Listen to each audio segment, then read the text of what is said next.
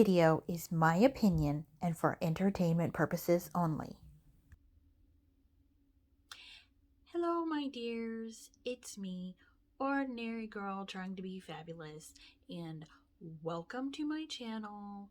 Welcome to my subscribers, and welcome to my new subscribers, and welcome to my non-subscribers. If you are not subscribed and you enjoy my content, I hope you will consider doing so. And even if you don't enjoy my content, I hope you will consider subscribing, because you know what? I'll never tell. And besides, if you subscribe, you'll make my two little doggies very, very happy. And who doesn't want to make two little doggies very, very happy? I know I do. So today we have MLM Fails number 9. And I will tell you what, I have so many more of these in my pocket, because it would seem, sorry, that these posts are the gift that keeps on giving, and this wig is the hair that keeps on sticking to my lip gloss. So anyways, yeah, this is MLM Fails number 9, and I hope you like my wig. If you don't, that's great too. You know, there's some people love them, some people hate them. Although, one thing I noticed about wigs is that the hair sticks to my lip gloss. So, talking about wigs, with that, let's get into MLM Fails number 9. So, this first slide we have, I have obviously redacted part of her image because, you know, I should. And it says, when people says, I can't join your challenge because I'm short on budget, but they spend over $200 on a weekend and nothing that benefits them. And my thought on that is, why are you policing people's wallet? That is a huge problem with MLM people. They seem to think it is okay to police people's wallet. Like, if they sell that diet coffee, they're like, and you're like, wow, $45 a month for coffee? That's a little steep. And then they come back and go, well, I saw you buy Starbucks on, June 23rd at 1:42 p.m. and why can't you afford my coffee if you can afford Starbucks? It's like, if I can afford Starbucks, it's none of your business. And Starbucks is a treat. Okay? I go to Starbucks twice a year. Quite a few people I know. Starbucks is a treat. They don't go to Starbucks like regularly. And if they do, if they go to Starbucks like every day and buy a triple Trenta Grand Mocha Venti latte with 17 shots of caramel syrup, sugar-free, it is none of your business. If they can afford it, it's none of your business. If they're charging it, it is none of your business. Okay, repeat it with me. It's none of your business. Adults can choose to spend their money on whatever they want. And, I'm not going to be too mean, but duck lips, I hate duck lips. Duck lips look like my dog's bottom when they're about to go number 2. Sorry to everyone who loves and does duck lips, but that's how it looks. Okay, so I did redact this person's name, even though they are rather a public figure and they are rather high up in the paparazzi pyramid. So I've got one New Year's resolution. I'm not having arguments, discussions, or beef with anyone who doesn't understand. $5 minus $2.75 equals $2.25. So, yes, I'm bad at math, but that is correct. Yeah, that is correct. But when you sell paparazzi, which I sold paparazzi, you don't make that kind of profit because you have to buy materials, like shipping materials. And then there's the time you spend working your business. And then there's the fees you have to pay to get into your bazaars in places where you sell your paparazzi. So it ends up being a lot less than $2.25 profit. There are videos, which I will try to find them, where they lay it out very, very eloquently, and they figure out that with all the work that goes into a paparazzi consultant business, whatever, it's more like 30 cents when all is said and done. You know, the hours, the lives, the packaging, the you don't make $2.25 in profit. You just don't.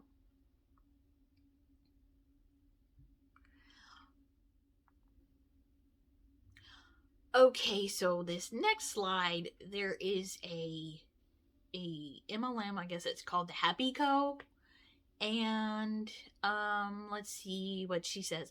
When your ex-husband calls and says he is sick, but he has your kids, you grab the defense drops and the all-natural Lysol spray. Is Lysol natural? And run to get your cubs. I swear by these defense drops, they're everything in one bottle. Okay, so if you have the defense drops, why do you need the Lysol? I'm just asking.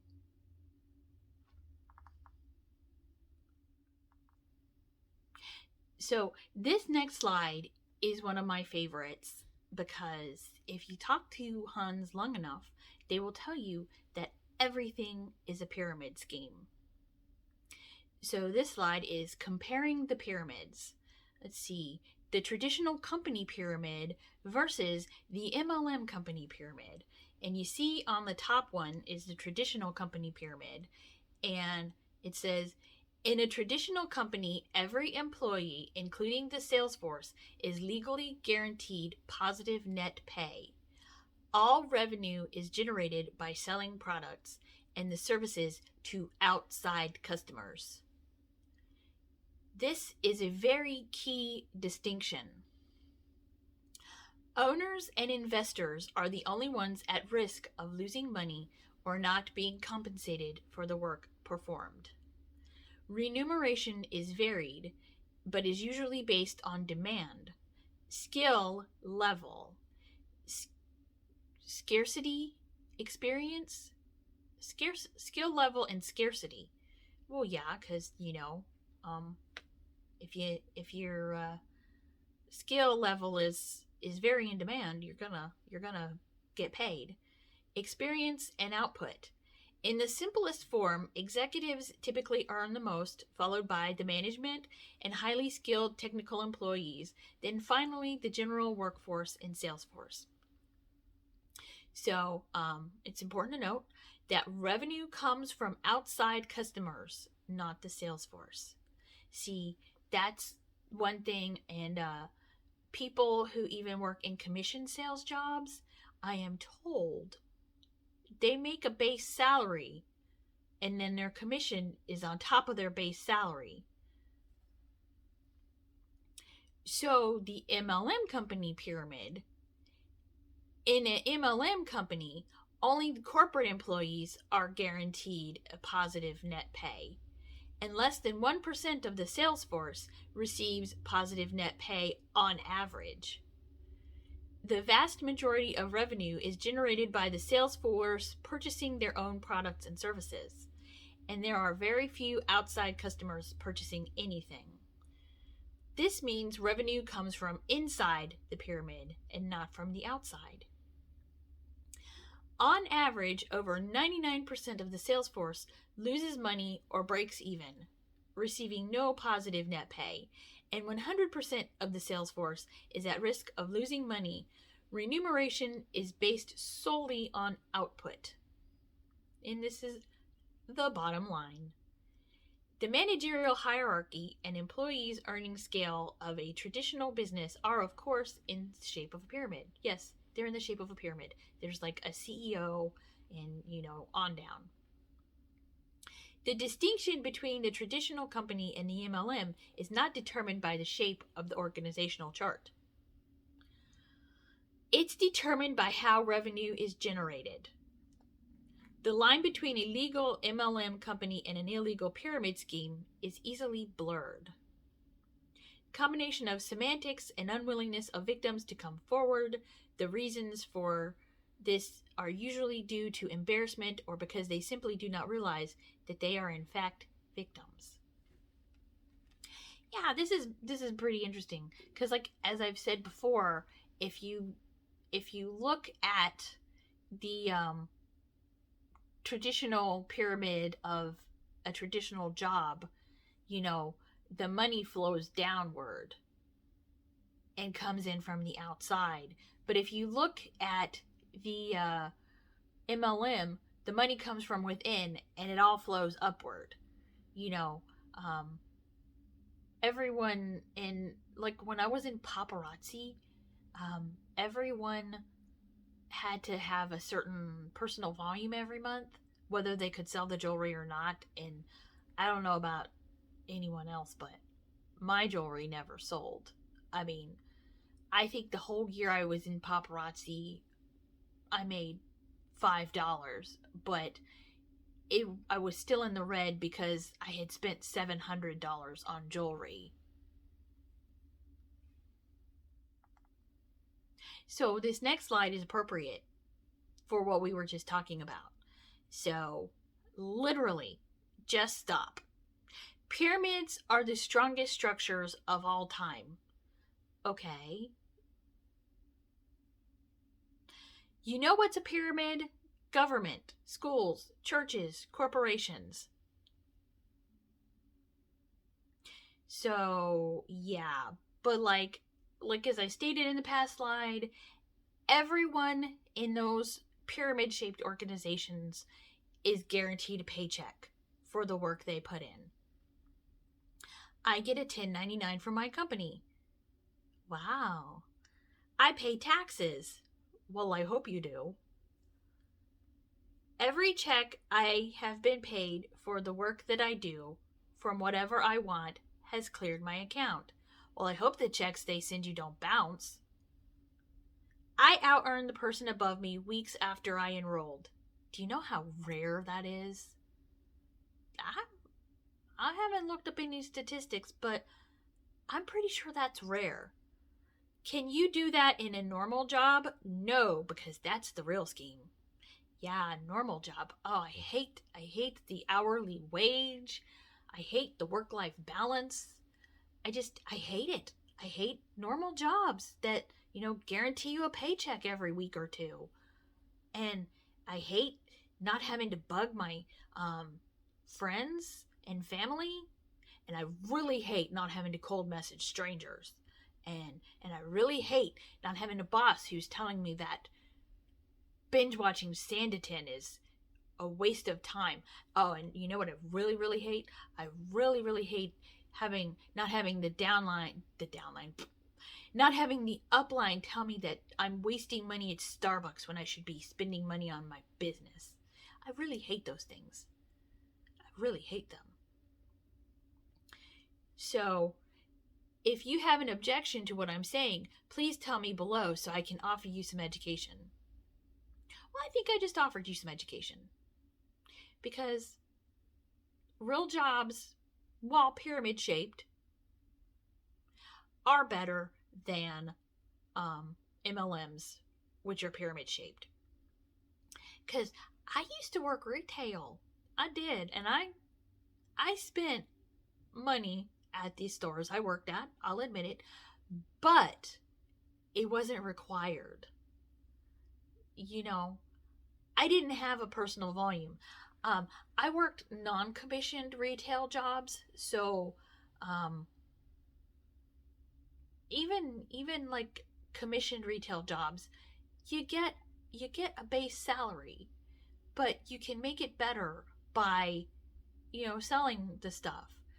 And you know, like say you work at Honda, you could, if you're a good salesperson, you could easily make more than the salesperson next to you.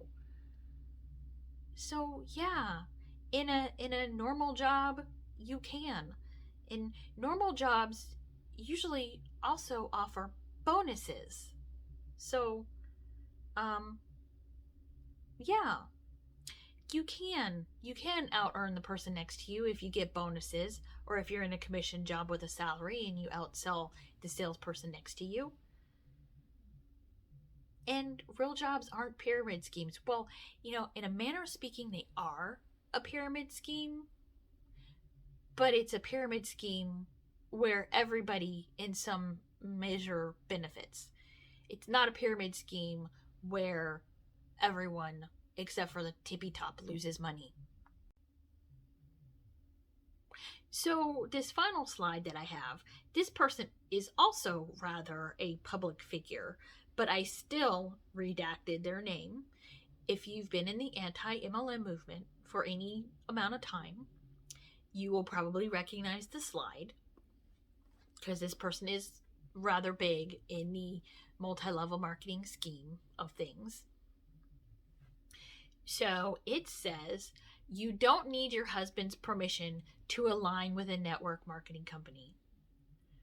What do you mean by aligning? You're paying $200 for a kit and you're saying I'm going to start selling this product. And that's another thing. I mean, I guess if you had an account where you could do whatever you wanted with your money and your husband didn't ask about it, it was just your account just to have fun with, I could say yeah, tentatively. Um but if you have a joint account with your husband, I think this is very, very deceitful. It is very terrible because many of these multi level marketing companies, not only do you have to buy a $200 kit, 200 ish, um, you also have to spend a certain amount of money every month to stay active so you can get your commissions and your bonuses, which you don't get if you're not active. So if you're going to be spending, $100 to $200 a month on these things, then I think it would be deceitful and awful to not at least consult with your husband, whose the finances are his too, if you have a joint account. And my thoughts on that are that pretty much, as I said, it's deceitful. Even if you have, I mean, I think even if you have an allowance, or you get a certain amount of fun money out of it from a joint account, I think you should still discuss things with your husband before you join a network marketing company. But that's just me. I'm not married, but when I do marry, I plan to stay married because I'm not going to lie to my husband about the finances. And besides, when you start having to spend $200 a month on products to stay active, and you need a room in your house, you're going to need to clear it. Well, not clear it. You're going to need to discuss with your husband where you're going to store these products. So in my final thoughts, this is deceitful.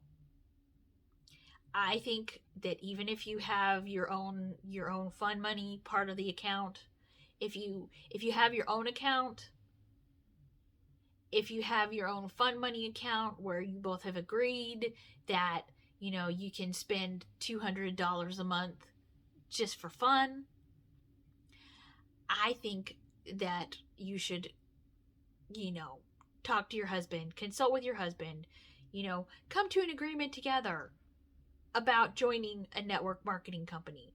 But that's just me because, like I said, when I marry, it's going to be forever. And I'm not going to lie and hide things and hide finances just to align. Well, I'm never going to align with a network marketing company ever again. And if I do, look for my pod. But definitely not lying to my husband about where that $200 a month is going. Because I think if you have an open marriage, get your minds out of the gutter. If you have an open financial marriage, you can talk to your husband about these things.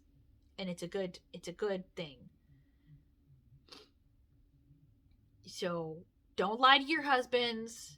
Don't go behind his back. Don't do it. Okay? Don't. That's nasty.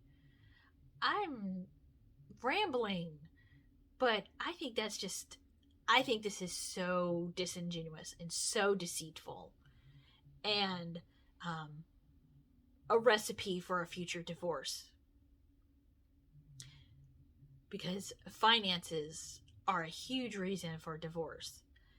So with that, I am going to log off. I wanted to say thank you very much for watching. Thank you for tuning in. I really appreciate you.